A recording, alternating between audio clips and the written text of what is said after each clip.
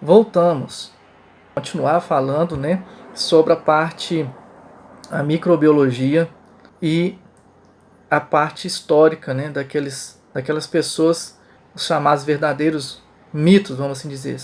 Se bem que mito, né, vem de mitologia, na verdade, mito é algo acima do humano, né, que seria uma questão assim de deuses, né? A gente sabe que são pessoas, né? Na verdade são pessoas, mas são pessoas que fizeram bem, então merecem sim ser citados. O ano 1903, 1902, na verdade, 1902. Não, desculpa, o ano é 1902 mesmo. Eu não entendi o que ele falou. O presidente Rodrigues Alves, ele toma posse nesse ano. E o presidente Rodrigues Alves ele já veio numa proposta de sanitizar principalmente as cidades maiores do Brasil, Rio de Janeiro e São Paulo, né? E principalmente Rio de Janeiro é a capital na época.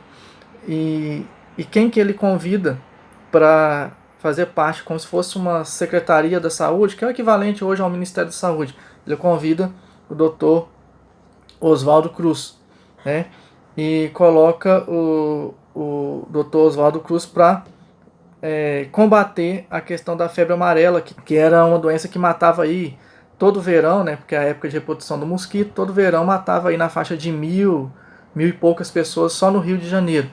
Então, quando o presidente Rodrigues Alves convida o Oswaldo Cruz, e o Oswaldo Cruz ele já tinha voltado da França, ele já estava com o seu laboratório todo equipado, ele já vinha atuando também no Instituto Soroterápico do Rio de Janeiro, que depois veio se tornar o Instituto Oswaldo Cruz, né, na região de Manguinhos, que é um prédio muito bonito, parece um castelo.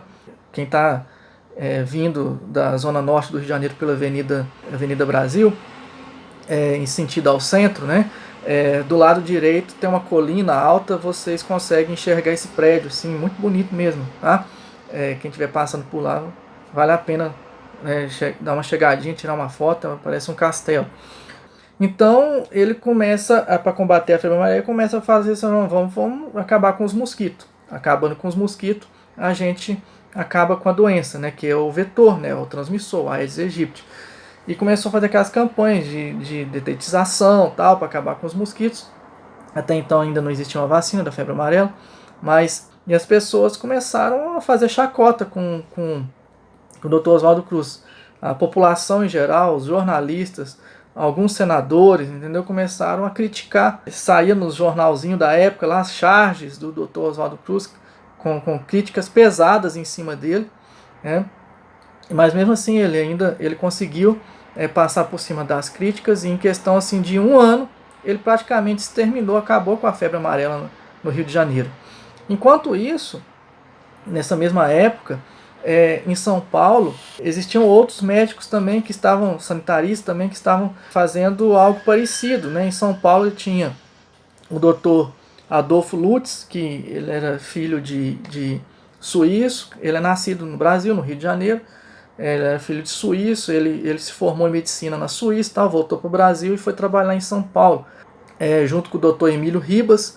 O doutor Emílio Ribas, inclusive, ele deixou se picar por mosquitos contaminados para provar que o que causava a febre amarela era um mosquito, que as pessoas ainda não acreditavam.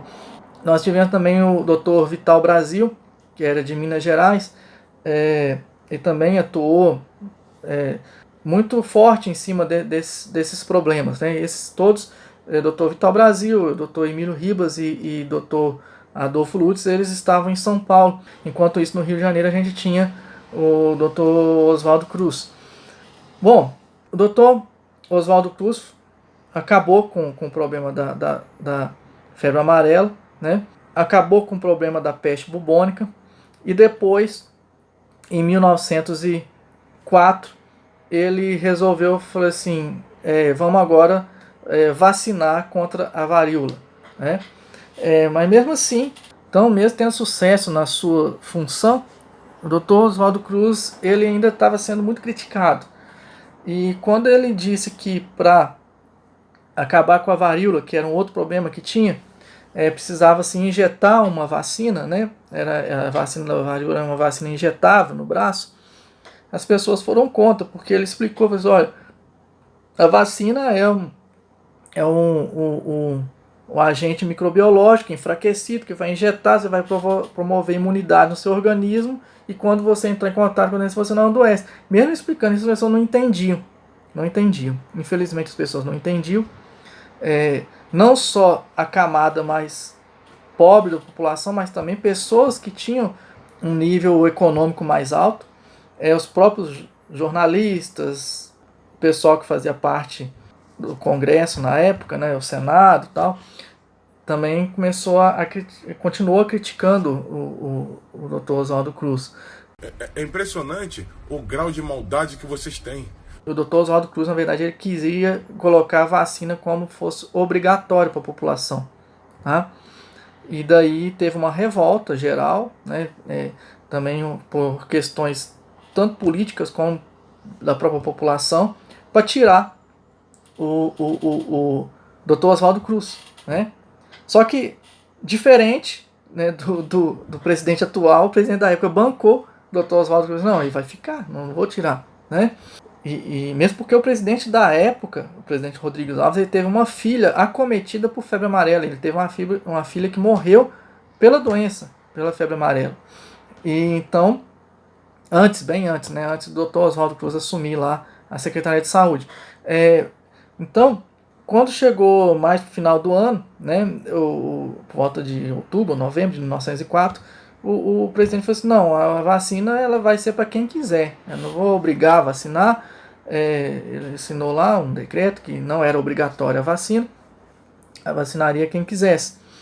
E no outro ano, um monte de gente morreu de varíola, começou a morrer vizinhos dos jornalistas, começou a morrer filhos de políticos, começou a morrer crianças e tal. A doença ficou muito evidente, muito próxima, e as pessoas começaram a mudar a sua concepção, né, de ideias. Falei assim, não, peraí, não, a vacina funciona. E via que quem foi vacinado não pegava a doença. Eles começaram a perceber que quem tinha sido vacinado não pegava a doença, não adoecia. Eu falei assim, não, então vamos, eu vou querer a vacina, né? Eu vou querer a vacina. As pessoas começaram a se conscientizar. Em 1905, né, poucos meses depois, né, o Dr. Oswaldo Cruz teve o seu reconhecimento. É um mito!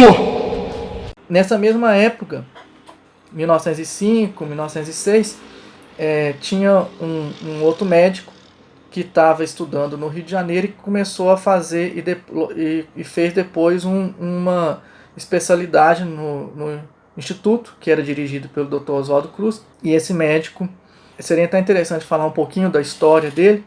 Ele nascido em Oliveira, interior de Minas Gerais, começou na faculdade, ele foi fazer o curso de engenharia na Universidade Federal de Ouro Preto, né, em Minas.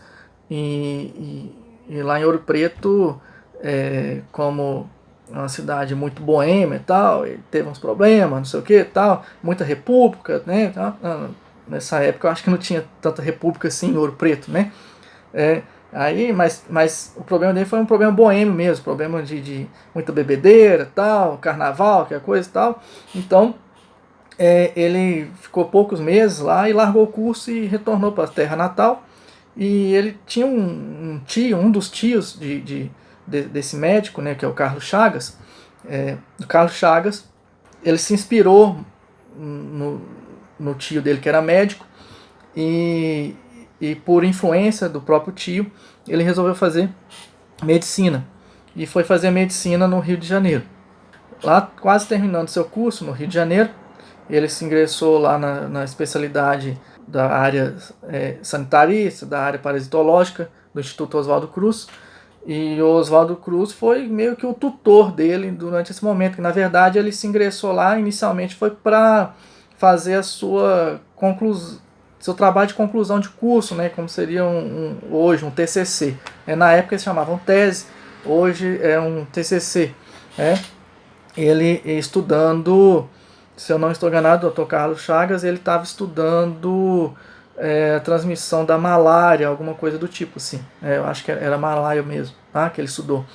E nesse meio tempo começou a ter a inserção de ferrovias para o interior do Brasil e começaram a ter algumas pessoas, começaram a adoecer, a ter alguns sintomas no interior de Minas, mais na região do norte de Minas, ou chegando ao norte de Minas. E o Dr. Carlos Chagas, na época, isso foi em 1907, ele se desloca para essa região. Ele fica 2 anos morando dentro de um vagão de trem. Esse vagão ele fazia da sua moradia, mas também o seu laboratório, levou alguns microscópios, alguns reagentes, tal, alguns materiais, e começou a fazer análise do sangue das pessoas. Às vezes as pessoas chegavam reclamando de algum problema, tal, e começava a fazer análise de sangue, e em uma das pessoas, que era uma criança na época, ele encontrou um parasita no sangue dessa criança. E esse parasita era um parasita do tipo de um protozoário, ele era um protozoário, né? E era um protozoário flagelado, lá dos gêneros dos tripanossomas, né? E ele percebeu que ele era diferente dos tripanossomas que causavam, por exemplo, a doença do sono lá na África, né? Que lá na África tem uma mosca, chama tsetse, que pica a pessoa, né? E esse tripanossoma entra na corrente sanguínea da pessoa e causa alguns problemas, febre e tal. E a pessoa começa a ficar com o corpo mole, a pessoa começa a ficar com má coordenação, tal, né? E ela fica querendo ficar só deitada, tal, por isso que é a doença do sono. E o Dr. Carlos Chagas, ele depois conseguiu verificar que no corpo de alguns animais também existia esse parasita. Por exemplo, em alguns macaquinhos pequenos, ele conseguiu verificar a presença desse mesmo parasita. E depois ele visitando algumas casas da região, que eram casas que eram feitas de barro e bambu, né? Tinham as frestas assim no meio, não eram casas de alvenaria. Ele percebeu que tinha um inseto, e perguntando para a pessoa, falou assim: e esse inseto? Não, esse inseto aí é o que a gente chama de barbeiro, né? Hoje, mas esse inseto aí ele chupa o sangue das pessoas à noite, quando as pessoas estão dormindo, né? Ele vai, chupa o sangue e tal. E aí o Dr. Carlos Chagas, ele pegou um desses insetos e analisando a parte anatômica do inseto, ele descobriu que no trato intestinal do inseto, ou seja, no intestino, existia o mesmo parasita. E depois ele percebeu que o inseto ele tinha um hábito de chupar o sangue, e logo depois de chupar o sangue ele fazia um cocôzinho em cima da ferida, né? E assim a pessoa se contaminava. Né? A pessoa se coçava, tal, no momento que ele chupava o sangue, né, dava uma coceirinha, e a pessoa acabava ela mesma se autocontaminando quando esparramava ali as fezes. E se o inseto estava com o parasita, ele, né, passava através das fezes por cair na corrente sanguínea da pessoa, né? Dr. Carlos Chagas, na época, ele deu o nome à doença de trypanosomiase americana, né? E como ele descobriu que era um novo parasita, um novo protozoário, não era o mesmo que causava a doença do sono, era diferente, ele deu o nome do parasita de Trypanosoma cruzi, né? E o Cruz em homenagem lá ao orientador dele, né, que era o Dr. Oswaldo Cruz. É para você ver a importância do Carlos Chagas, né? Ele descobriu uma doença nova na época, descobriu em La Sância, né, nessa cidade lá do interior de Minas. Inclusive em La Sância tem umas cachoeiras bonitas, tá? Ele descobriu o agente causador da doença, que é o Trypanosoma cruzi. Ele descobriu o agente transmissor, que é o barbeiro Triatoma infestans, né, que é o barbeiro. O modo como se transmite e os sintomas também da doença, que é um parasita que circula na corrente sanguínea. Depois de alguns anos ele se instala em algumas regiões do corpo, pode se instalar no músculo cardíaco, pode provocar problemas de coração. É uma doença que não existe vacina, mas existe tratamento, né? Inclusive na minha cidade, interior de Minas, tem muitas pessoas mas as pessoas assim que eu me lembro, há uns 20 anos atrás, quando eu morava na minha cidade, as pessoas que tinham ali mais de 60, 70 anos, todas elas não, mas a grande maioria tinha doença de Chagas, porque a minha cidade era um foco de doença de Chagas, né?